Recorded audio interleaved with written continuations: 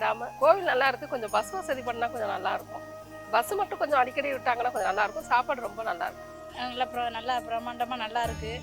சாப்பாடெல்லாம் நல்லா இது பண்ணுறாங்க.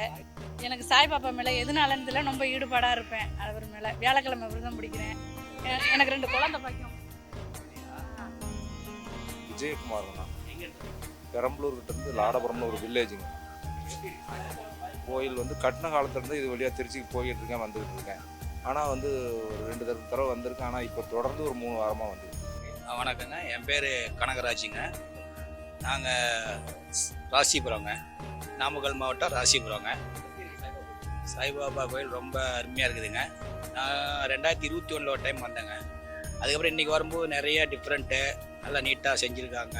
நம்பிக்கை, சுத்தமான நம்பிக்கை. அதை ஒரு மனது ஒரு உட்காந்து ஒரு தியானத்தில் ஈடுபட்ட மாதிரி பூஜையில் கலந்துக்கிட்டோம்னா ஒரு மன திருப்தி, ஒரு நமக்குள்ள ஒரு சுமையை தூக்கி சுமதாங்கி கல் மேலே வச்ச மாதிரி அவர்கிட்ட கொடுப்போம்.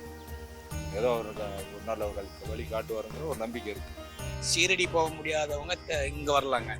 அங்கே போக வாய்ப்பு இல்லாதவங்க இங்கே வந்து அருமையாக பார்க்கலாம். அதெல்லாம் நல்லா இருக்குங்க. அன்னதானம் வந்து ரொம்ப பிரமாதமாக இருக்குங்க.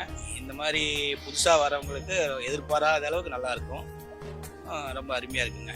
அன்னதானம் வந்து நல்ல முறையில் போடுறாங்க, சுகாதாரமாக இருக்குது. அதை வேஸ்ட் பண்ணாமல் வேணுங்கிற அளவுக்கு வாங்கி சாப்பிட்ற அளவுக்கு ஒரு வசதியாக இருக்குது.